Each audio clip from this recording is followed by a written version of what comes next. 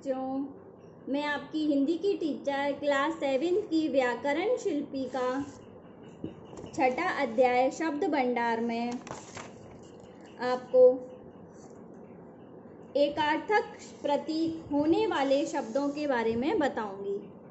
ऐसे कुछ शब्द जिनके अर्थ में कुछ हद तक समानता होते हुए भी सूक्ष्म अर्थ भेद होता है, एकार्थक प्रतीत होने वाले शब्द कहलाते हैं। जैसे सैनिकों की टुकड़ी जा रही है, भक्त मंडली भजन गा रही है।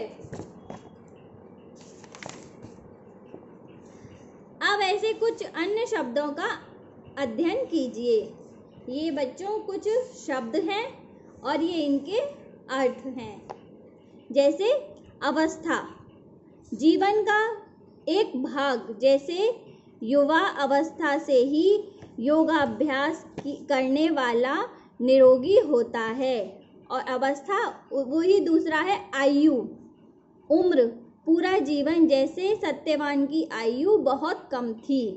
इस प्रकार से ये कुछ अर्थभेद हैं, इनके उदाहरण हैं इसके, तो वो आप एक बार से देखना, पढ़ना और याद करना। ये आपके कुछ अभ्यास प्रश्न हैं जो आपको आपके साप्ताहिक गृह कार्य में दे दिए जाएंगे, बता दिए जाएंगे। अब हैं बच्चों अनेकार्थी शब्द। जिन शब्दों के एक से अधिक अर्थ होते हैं उन्हें अनेकार्थी शब्द कहते हैं। जैसे अली का भौरा, बिच्छू, कोयल, हंस का सूर्य, विष्णु एक पक्षी।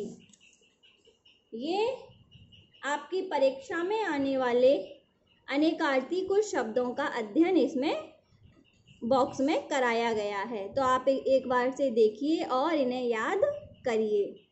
ये शब्द हैं और ये इनके अर्थ हैं। बच्चों, ये आपके साप्ताहिक गृह कार्य में आपको अभ्यास प्रश्न दे दिए जाएंगे, करा दिए जाएंगे। अब हैं बच्चों श्रुति सम भिन्नार्थक शब्द। ऐसे शब्द जो पढ़ने और सुनने में लगभग एक से लगते हैं परंतु वर्तनी और अर्थ की दृष्टि से भिन्न होते हैं, उन्हें श्रुति सम भिन्नार्थक शब्द कहते हैं, अर्थात समुच्चारित भिन्नार्थक शब्द कहते हैं। जैसे अक्षी, ये होती है आंख, अक्ष धुरी, अक्षी तो हो गई आंख, अक्ष हो गई धुरी। चर्म चमड़ा और चरम अंतिम। इस प्रकार से ये कुछ शब्द और अर्थ दिए गए हैं इस बॉक्स में, तो आप बच्चों एक बार से देखना और याद करना।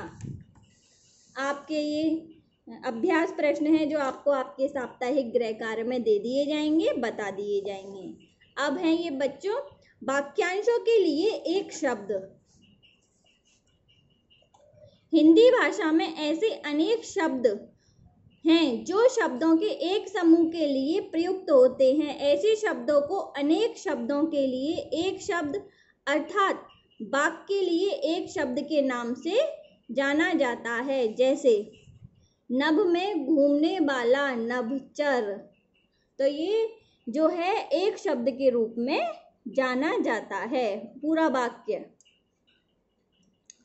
इस प्रकार से ये आपको कुछ उदाहरण के रूप में कुछ वाक्यांश दिए गए हैं और शब्द दिए गए हैं। इन्हें बच्चों एक बार से इस बॉक्स के शब्दों को और वाक्यांश को देखना और याद करना। ये आपके अभ्यास प्रश्न दिए गए हैं इससे सम्मिलित, तो वो आपको आपके साप्ताहिक गृह कार्य में दे दिए जाएंगे, बता दिए जाएंगे। अब है समूहवाची शब्द। जो शब्द किसी समूह का बोध कराते हैं वह समूहवाची शब्द कहलाते हैं। जैसे टुकड़ी, ये किसकी होती है? सेनाओं की, सैनिकों की।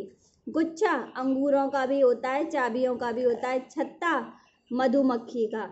इस प्रकार से समूहवाची शब्द इसमें उदाहरण के रूप में इस बॉक्स में दिए गए हैं और इनके अर्थ भी दिए गए हैं जो बच्चों आपको देखना है।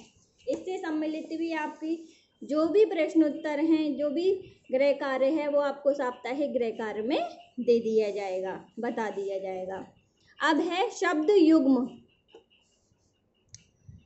जोड़े के रूप में प्रयोग किए जाने वालों शब्दों को शब्द युग्म कहते हैं। जैसे खेल तमाशा, इनका उपयोग जो एक संग होता है ना, खेल तमाशा, इधर उधर, रंग बिरंगा, मारपीट।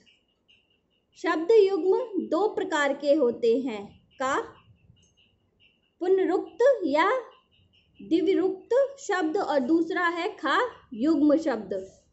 पुनरुक्त शब्द, जब किसी एक ही शब्द का दो बार प्रयोग किया जाता है उसे पुनरुक्त या द्विरुक्त शब्द कहते हैं। जैसे कभी कभी, घर घर, ऊंचे ऊंचे, गांव, इस प्रकार से इसका उदाहरण है। और युग्म शब्द, युग्म शब्दों से मिलते जुलते एक दूसरे के विलोम, सार्थक, निरर्थक आदि शब्दों को जोड़ों का प्रयोग होता है, उसे हम युग्म शब्द कहते हैं। तो देखो, सजातीय या समार्थी युग्म शब्द, इसके भी प्रकार, युग्म शब्द के मुख्य प्रकार इस प्रकार है। सजातीय या समार्थी युग्म शब्द, विलोम शब्दों में से बने युग्म शब्द, मिलती जुलती ध्वनियों से बने युग्म शब्द, सार्थक निरर्थक शब्दों से बने युग्म शब्द।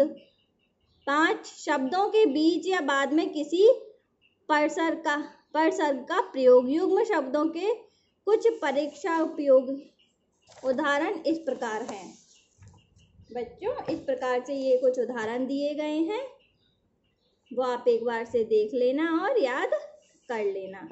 इस प्रकार से सजातीय में हुए हैं, विलोम शब्द में, मिलती जुलती ध्वनियों में, सार्थक निरर्थक शब्दों में, और शब्दों के बीच बाद में परसर्ग का प्रयोग करने वाले युग्म शब्द हैं। इस प्रकार से आपका ये दोहराया गया है सारा, जो आपके इस पाठ में आया है। इसमें दिए गए अभ्यास प्रश्नों को आपके साप्ताहिक गृह कार्य में बता दिया जाएगा, दे दिया जाएगा। धन्यवाद।